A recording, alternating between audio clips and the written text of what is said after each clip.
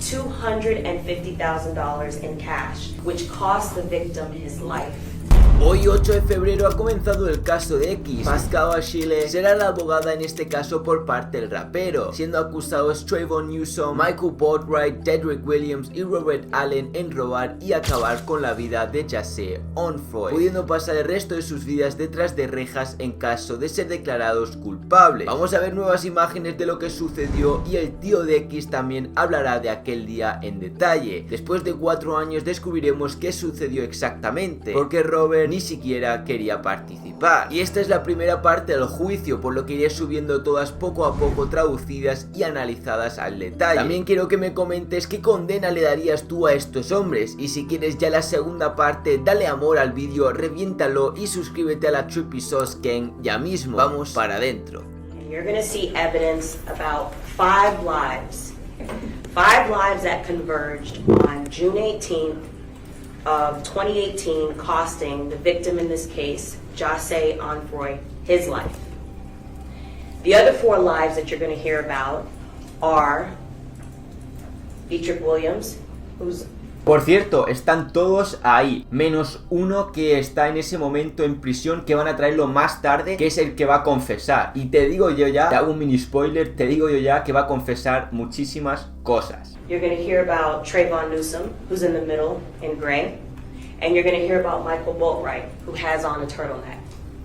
You'll also hear about Robert Allen, who's not seated here today, but you'll hear directly from him. He'll testify, he's in custody, and he'll tell you about his role with respect to what happened and the planning and everything that happened with this homicide.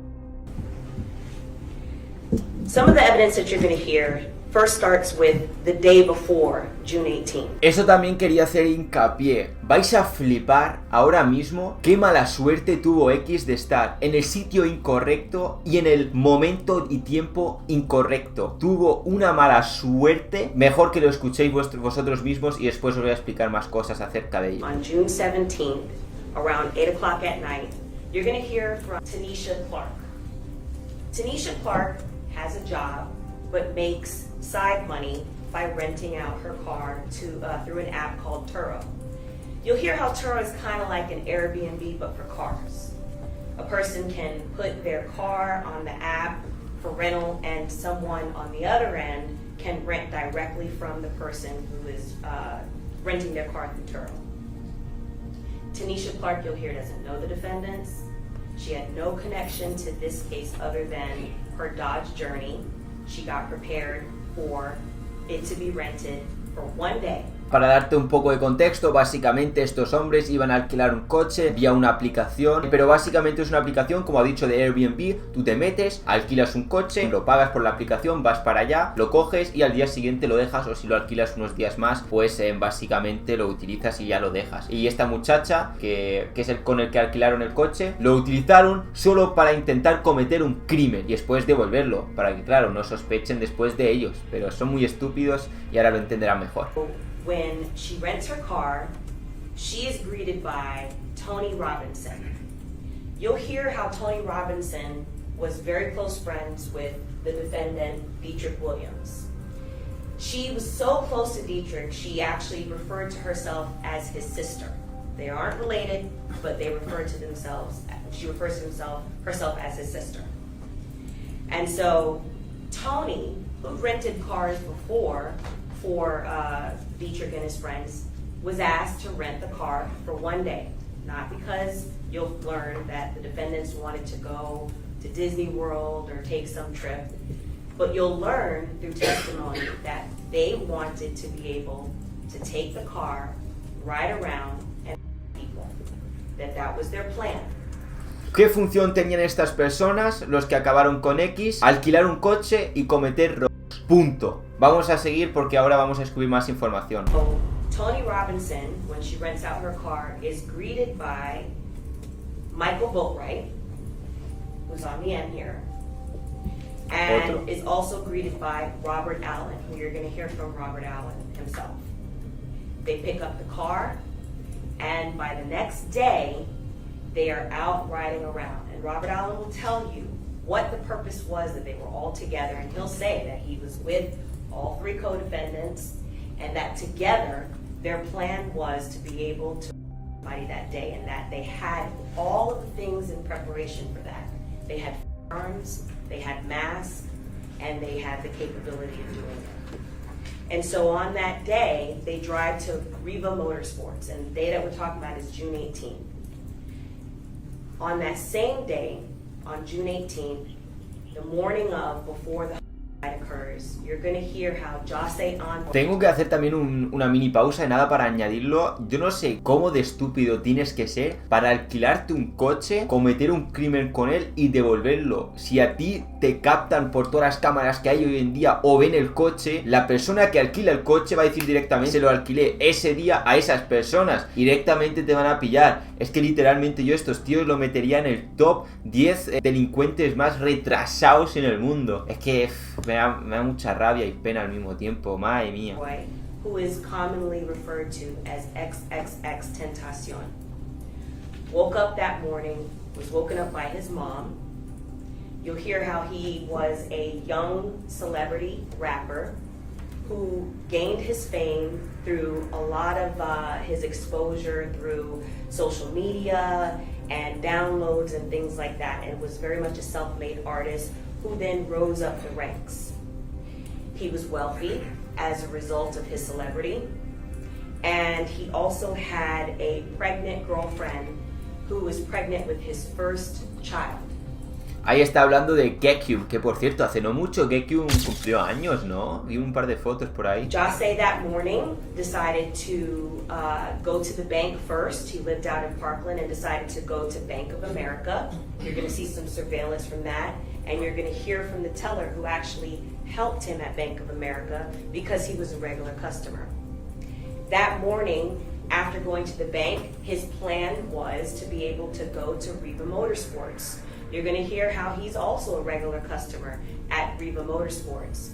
And at Riva Motorsports, he intended on purchasing motorbikes, plural, possibly one or more, and that he'd done that before, and that was something that, he wanted to do for himself and his friends. On that particular day, that morning, when he went to the bank, his intention was to withdraw $250,000 in cash to be able to make the purchase later on. Quería sacar $250,000 en efectivo. Madre del amor hermoso. Y ahora, como veréis, los del propio banco dijeron: oye, no tenemos tanto dinero en efectivo, y solo le dieron una parte. O sea, es una locura, tío. ¿A dónde vas con tanto efectivo, tío? Yo prefiero esperarme unos días más para conseguir algo, en este caso la moto, y yo tranquilo, con 50,000 en efectivo. Y el tío encima quería ir solo. ¡Boom! The bank, you'll hear, did not have that amount on hand. And so they dispensed $50,000 to him from his account of his own money. You'll hear how later in the week, a few days later, he was slated to come back to the bank to collect the rest of the $200,000. And unfortunately, he never made it. What ends up happening after he leaves the bank, he puts the cash in what he often carried with him, which is a Louis Vuitton satchel. Also, you'll hear how his mother that day was concerned about him going to the Riva Motorsports by himself. She wanted him to be accompanied. A, because she knew, she'll tell you, that she expected for him to purchase some motorbikes and needed for him to ride back with someone to ride the motorbike and someone to be able to drive his car back, because obviously he couldn't do both. So she, you'll hear, asked a gentleman by the name of Leonard Kerr, who is related, not by blood, to the victim, in that he is the uncle of Jahseh's younger brother. Ahí lo tenéis, era el tío de su hermano pequeño. So Leonard Kerr accompanies Jahseh to Riva Motorsports. And Jahseh, you'll hear, is driving a very expensive car, a BMW i8, which we don't normally see on the road, so it's very easy to spot. It's a sports car that has butterfly doors and is very fast. And Jahseh himself besides driving this very expensive sports car, also very identifiable. Besides the fact that he's a celebrity, you'll get to see that at the time of his also wore his hair in a hairstyle of blue dreadlocks. So it kind of stood out on top of everything else. And on that day, he traveled to Riva Motorsports unarmed with his, let's call him for lack of a better term, step uncle, Leonard Kerr, to go purchase these motorbikes. And at that same time that Jahseh and Mr. Kerr are at Riva Motorsports, you'll hear how the 4 co-defendants in this case, the 3 of whom are on trial, traveled in the Dodge Journey to the same Riva Motorsports. And while 2 of the defendants, Robert Allen, who's going to testify. Eso es, el tío que va a testificar más tarde es el que testifica y dice, oye, cositas, se le subieron los huevos en ese momento. On the end with the bow tie, go inside the store to purchase neoprene masks. They spot Jahseh inside the store. And this is all captured on surveillance, so you'll be able to see this for yourself in addition to hearing testimony about it. And so when they spot Jahseh, who has the blue hair and he has a very expensive gold necklace on and his Louis Vuitton satchel, they immediately, Robert Allen and Dietrich Williams, start communicating to the 2 co-defendants, Trayvon Newsom and Michael Boatwright, who are still in the Dodge Journey waiting for them to come back to the car. And it's the communication, I'm not giving Ahí los tenemos, los que están aquí sentados, este de aquí y este de aquí. Words, but something to the effect of that they spot the victim who's inside Riva Motorsports, and they are automatically spotting the fact that he's a celebrity. And so when Dietrich Williams and Robert Allen go back to the vehicle, now all 4 co-defendants are in the vehicle and the actions are set in motion. You'll hear about the layout of the parking lot of Riva Motorsports. There's only 2 entrances and 1 exit. Eso también es verdad. Hay 2 entradas y una salida. One of the 2 entrances is one way, and so you can't exit. And the second entrance is an exit and an entrance. And the entire Riva Motorsports has surveillance inside and out. And the parking lot is encased by a fence. And so they are able to position themselves just across the street, and you'll be able to see how the 4 co-defendants in the car, Dietrich Williams, who's driving, by the way, go across the street and back in their car and lie in wait for several minutes for the victim to come out. Literalmente se quedaron esperando en el coche hasta que X saliera. Aún así también es estúpido, porque si X ha ido dentro a una tienda y se ha gastado... Bueno, ellos salen antes, ellos no saben si X ha gastado el dinero o no, entonces a lo mejor tampoco tiene sentido atracarlo, porque si X hubiera gastado todo el dinero, ¿qué se hubieran llevado? ¿Cómo ellos sabían exactamente que X iba a comprarse algo, no? A lo mejor ahora estaban atentos escuchando, pero me parece también muy raro. And you'll hear how they lie in wait for the victim to come out to exit the only exit of that parking lot. And you'll hear also, more importantly, what the conversation is in the car as they get ready to rob the victim. Michael Boatwright puts on his mask. Trayvon Newsom also puts on a mask. They have hoodies. They arm themselves with firearms. Michael Boatwright gets a firearm. You'll hear how also Trayvon Newsom gets a firearm. Amongst the 4 of them, they decide who's going to jump out. You'll also get to see the differences between the 4, because you'll note that it's very important, the physical differences between the 4. Michael Boatwright is the tallest, skinniest out of the 4. Trayvon Newsom is next as far as the height. And there's a big height difference between Michael Boatwright, Trayvon Newsom, and Dietrich Williams, who's the shortest and stocky build. You'll also be able to see that day, Dietrich Williams has tattoos. His nickname is actually Tattoo Chucky. Su nickname era Tattoo Chucky. Sí, yo también había leído de que era tatuador de Kodak, o sea que había tatuado a Kodak. Dietrich Williams is very short in stature and stocky compared to the two men. Robert Allen, you'll see, is also short and he's also overweight. Significantly overweight and more overweight than the three co-defendants that are sitting here before you. You'll note that there's a difference in their height, weight, stature, the way they walk, the gait, because as you look at the surveillance, you'll note and you'll hear testimony about who is who and how the difference between the four co-defendants of who did what. And so when there comes a point when you're looking at the surveillance and you see two tall men jump out of the vehicle, you'll be able to note, I submit to you, that Trayvon Newsom is one of the men. And that... Está diciendo básicamente que dos de los hombres que estaban en el acto eran muy altos y que físicamente eran superiores a X y a sus compañeros con los que cometieron el crimen. Uno era bastante bajito también, por eso el otro estaba conduciendo y los otros se encargaron porque eran más altos, más ágiles. Michael Boatwright is the other guy. And so Dietrich Williams, driving, cuts off the victim as he's trying to exit Riva Motorsports. And as just like they planned, they're able to cut off the victim so that he can't move his car without either crashing it or whatever.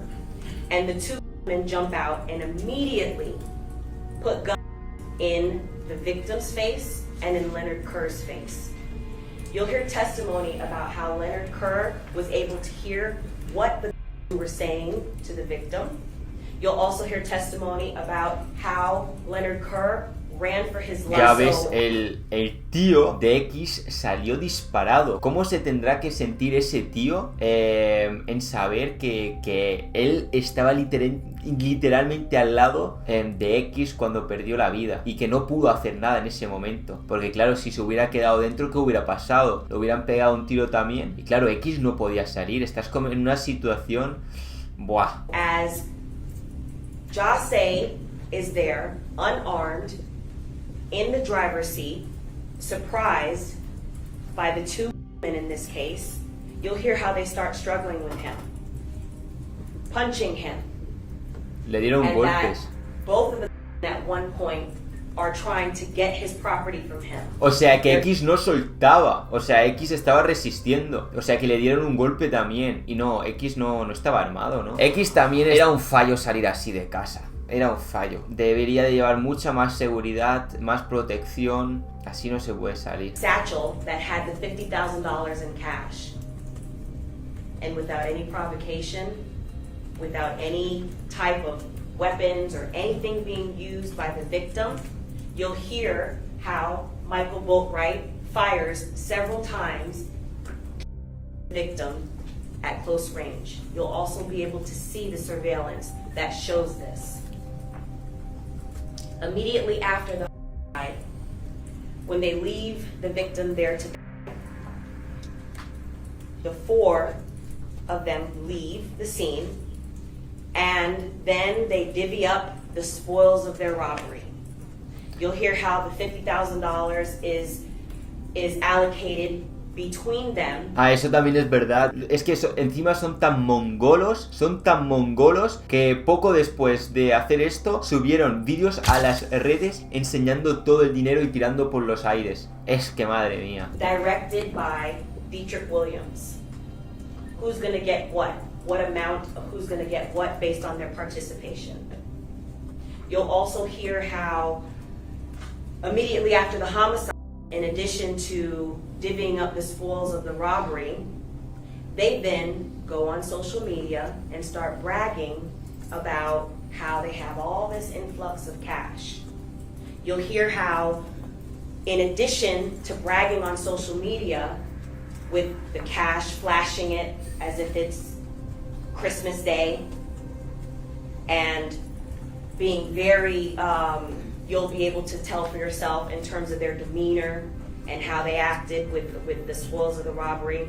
You'll also see that shortly after, they then start to put in a plan, because by now, because of the celebrity of the victim, this was all over the news and the surveillance was all over the news. So then you'll hear how two of them immediately hit town. They go out of town to be... Ya ves, los pillaron poco a poco porque se escaparon del pueblo. Es que... Madre. You'll hear testimony about where they go.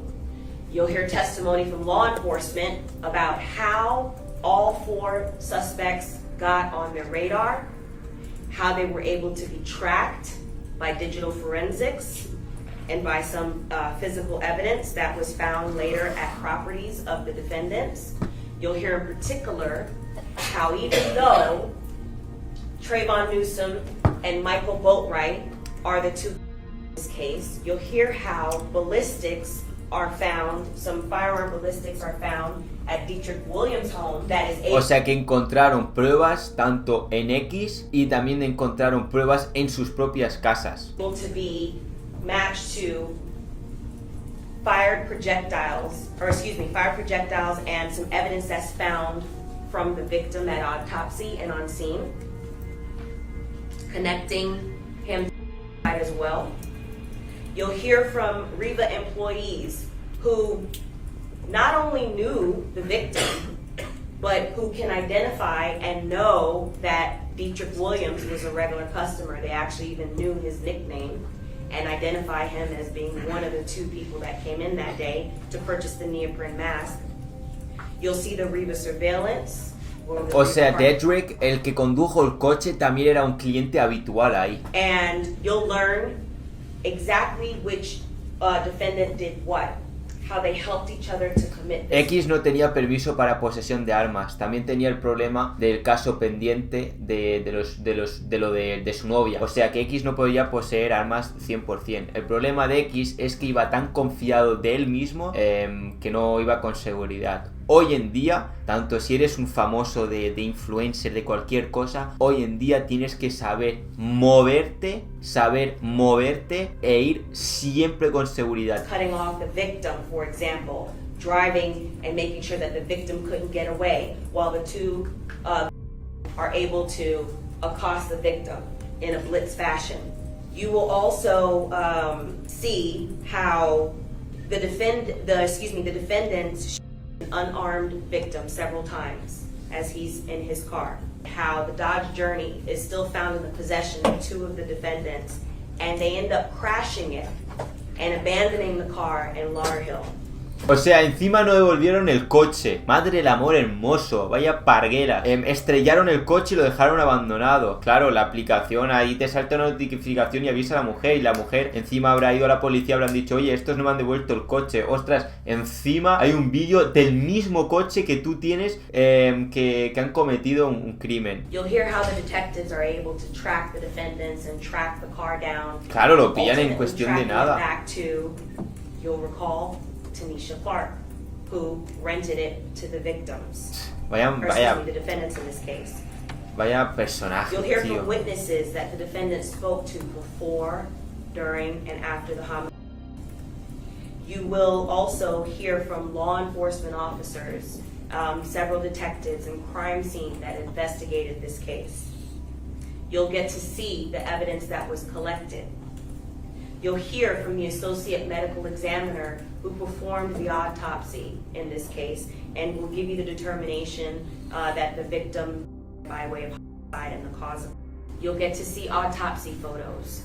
And as difficult as it is, Dios, nos van a enseñar fotos de la autopsia del cuerpo de X. Buah, madre mía, yo creo que cuando vea esas fotos me van a dar 5 Harris, me voy a desmayar cuando vea eso. Yo eso no lo puedo mirar. Que va.